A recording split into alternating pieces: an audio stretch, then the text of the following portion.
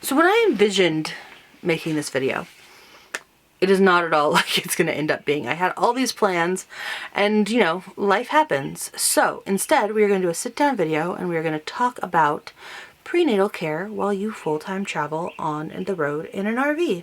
And I thought this was going to be like an on-the-go vlog style, let me talk to you while I'm in the airport. No, that didn't happen. Here we are. Today and not tomorrow, there's no time to borrow. Today is a good day to live. So my name is Michelle. I am currently a couple days shy of 23 days. So my name is Michelle. I am currently almost 23 weeks pregnant with our first baby. I travel full-time with my husband Matt and our 2 dogs in a 32-foot fifth wheel. If you have not seen us before, or if you're curious about this fifth wheel, I will go ahead and link the video of the tour of the RV so you can get a look at where we live. But like I said, I'm currently almost 23 weeks pregnant, and we are currently a little over probably 1,200 miles from my doctor. So when we first planned on getting pregnant and started this whole process, we put a lot of thought into how do we make sure that we get adequate and good prenatal care for myself and for our baby boy, because that's number one. Like, travel is great, it's fun, health of the baby and myself are the priority. However, we didn't want that to necessarily hold us back. We figured we could probably take the two things and put them together. So I thought I'd talk to you a little bit about our experience, any tips I have in case you also find yourself in a similar position. So when we first started talking about this, I wasn't sure how it was going to work. I thought we might have to find like a seasonal site or something and settle down for a long time and not travel too much. But then I found out, like doing some research on the internet, a lot of people have done this. A lot of people have made it work. Different people have different views on how to do it, views on what's necessary and what's not. Like that, and that's totally fine. Everybody's allowed to have it their own certain way. But what's reassuring is that lots of people have done it. They've done it in different ways, but it can be done. We just had to figure out the way that works for us. So that's what I'm going to talk about today, is how works best for us. And that's all I can really speak to. So we are Kaiser members. We are home-based out of California. Matt works out of California. We both come from California. Kaiser is a big medical care provider in the state of California. I've never had anything else other than Kaiser. And so it's a little bit weird for me when I'm trying to explain to people about our medical insurance, because I don't know exactly how it works. I know it works different. I just don't know how it works. And so you just keep that in mind as we go through this video. I was born at a Kaiser hospital. Matt was born at a Kaiser hospital. We know nothing other than this. However, having Kaiser, I know, narrows down our ability for care, and it means more payments. Like if I was to go get an ultrasound or blood tests done at a different complete hospital, it would cost us more money than it would cost going to a Kaiser. So we had to keep that in mind. I've been to so many different Kaiser hospitals at this point because of this whole process, but it's always been Kaiser hospitals. First of all, I think we've talked about this just a little bit, and I think I've also told you guys we're not going to talk about it a ton because it's our personal story, it's our baby's personal story, but we did go through IVF in order to have this child, which meant that prenatal care, or, you know, getting pregnant related care started a long time before there was a human growing in my body. And so I had to go get blood tests and I had to order medications and things like that while we were on the road. And so during that time we stayed where we knew I could get to a Kaiser. So I had to, our prenatal care, we have decided, is out of a Bay Area hospital. But I had to go to a Kaiser in Watsonville, California. I've been to a Kaiser like in the Stockton area of California. I believe I went to one down in Southern California. That might have worked. It might have ended up working that I didn't have to. But yeah, so there's been a lot of different Kaisers, but we've stayed within that realm for a lot of the time when we knew I would have to go in for blood tests. There's a lot less blood tests now that I'm pregnant. So things have kind of changed and we're further afield. Right now I am filming this from Swan Valley, Idaho, which is about 45 minutes from Wyoming, about an hour from Grand Tetons National Park. So yeah, we've moved on from just staying really, really close, which we've been able to do with a couple of different, for a different couple of reasons. I know that some people who have been pregnant on the road have just kind of found care on the road as they go. Again, I don't know if it's because they have a different insurance. I have no idea how it works.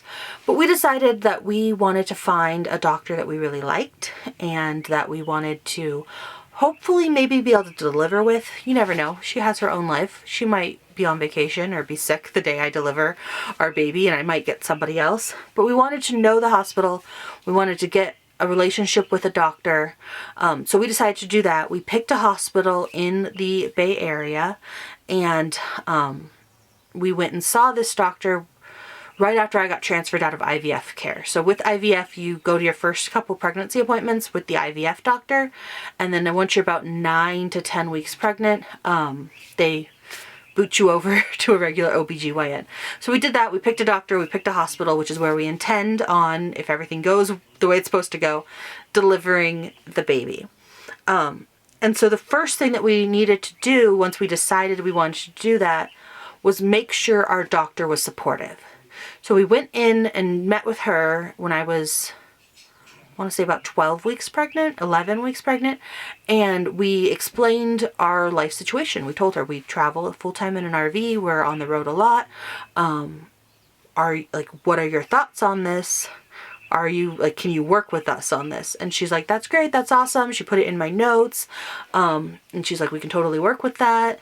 So that was great, because if we had had a doctor who was like, no, you can't do that, it would have placed a lot of mom guilt on me, like, oh, am I messing up our kid's life by doing this?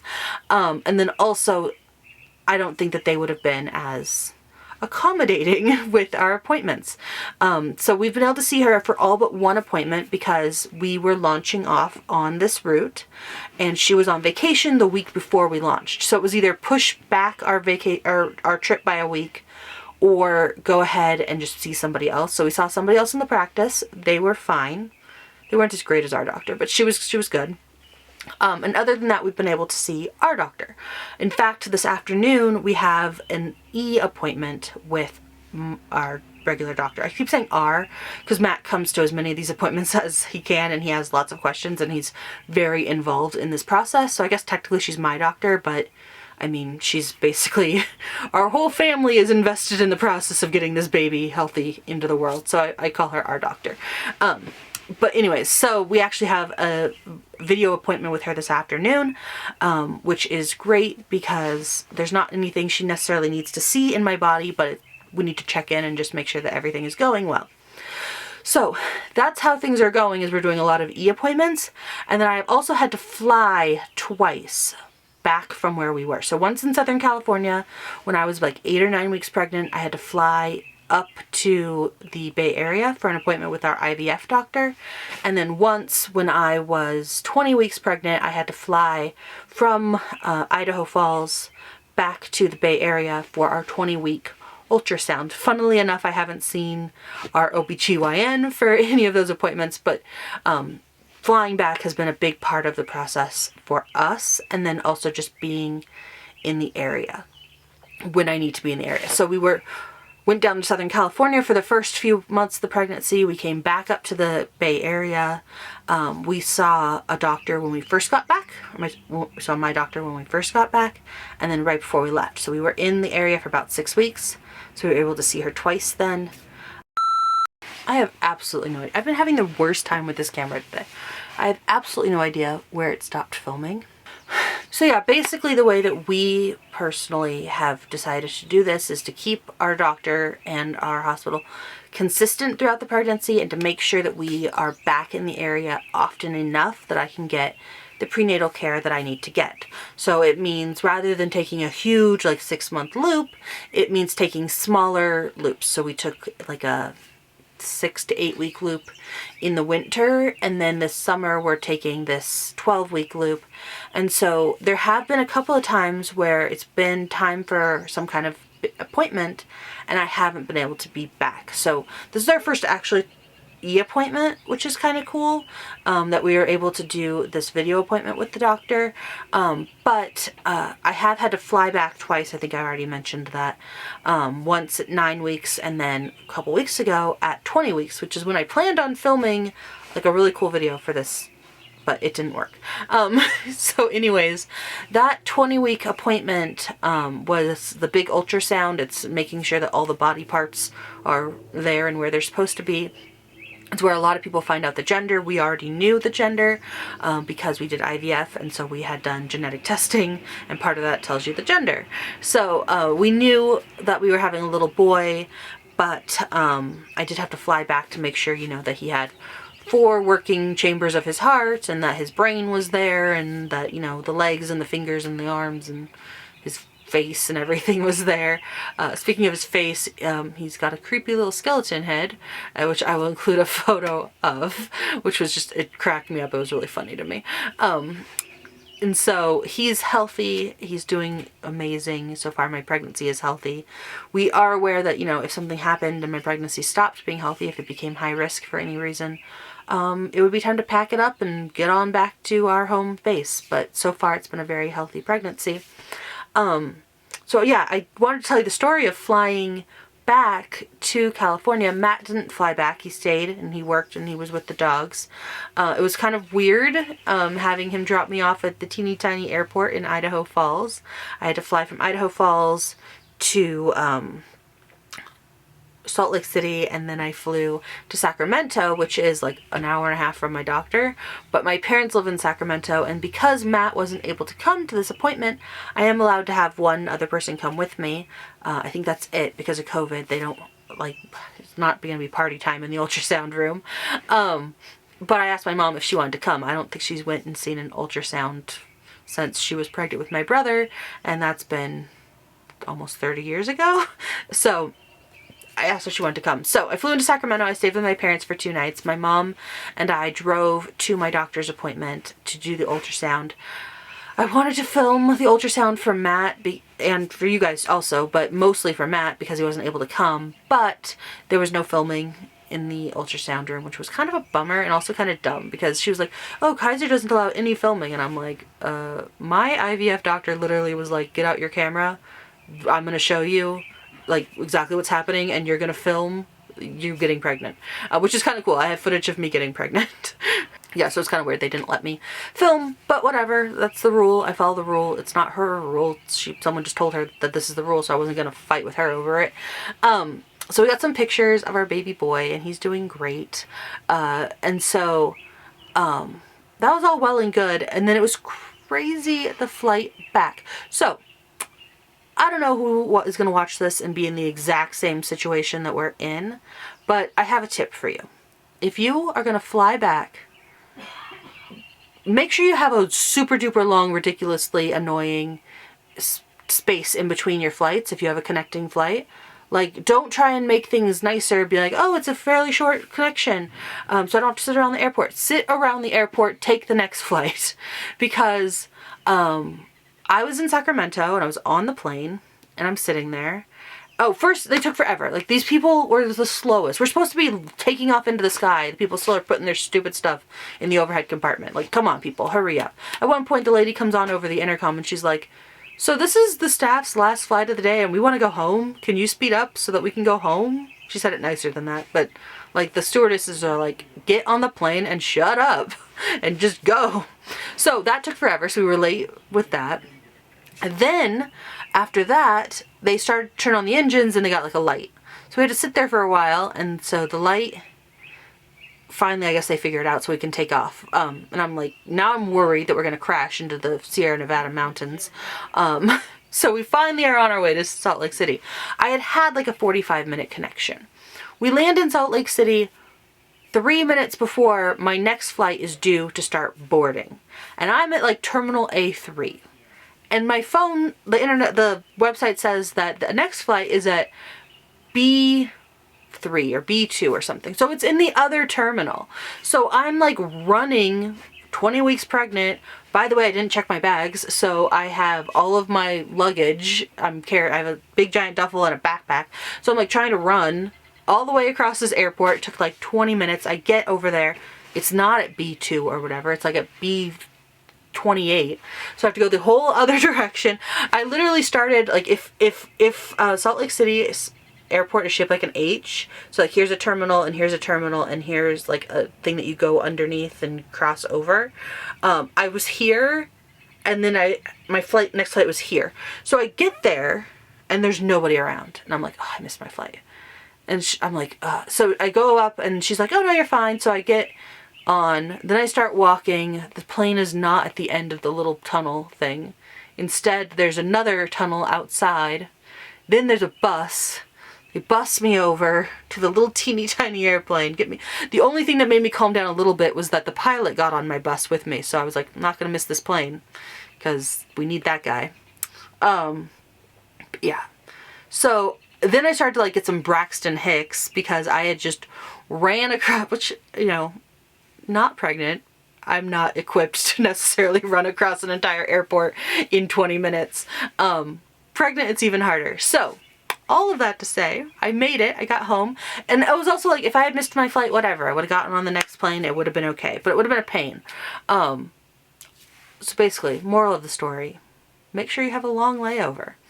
You're much better off just sitting listening to your headphones and eating a snack and relaxing and being bored than the experience I had. Oh, also my shoes were untied. So I had to like figure out, the little people mover things they have you stand on to go. I was like, oh, okay, at least I'm moving forward, so I'll tie my shoe on these things. It was just a mess. It was crazy.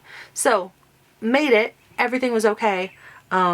But that was the exciting part of that. I'll be happy to not have to fly back for any appointments if at all possible anymore. So hopefully with this e-appointment and then I don't have to go back to California until we get back normally. So I hope you guys enjoyed this story of how we're getting prenatal care and our personal experience with it. Everybody's experience would be different. It just depends on what works for them, their circumstances, how their pregnancy's going. Every person, every baby, every pregnancy, every life experience is different. So this is just ours. If you are thinking about going full-time and you're pregnant, or if you still want to grow your family and you're thinking about going full-time and you're like, well, how is this going to work if we're not done having kids? It can be done. You just have to kind of figure out what works for you, but just go into it with an open mind. And as long as you and your baby are healthy, you should not let that hold you back from going and exploring as much as you want to. So yeah, that's basically the point of this video. Like I said, it's not what I planned, but it's what we got. So I do hope you guys enjoyed what I put together here. If you did, please give it a thumbs up. And if you want to know more about our travels, we are going to Grand Tetons and Yellowstone and Glacier this summer. If you want to know more about that, you should subscribe. If you want to know more about our pregnancy journey, you should also subscribe, because we're going to talk about both of those things while we're on the road. And also just the subscribing and the liking, really it does help our channel grow. If you have more questions about the pregnancy or how we're managing it on the road, things like that, go ahead and leave it down in the comments. I might make another video. I'd really like to do a Q&A video, but I need to get enough Q's so that I can justify the A's. So yeah, that's it for this video, and we will see you guys next week. Bye! Today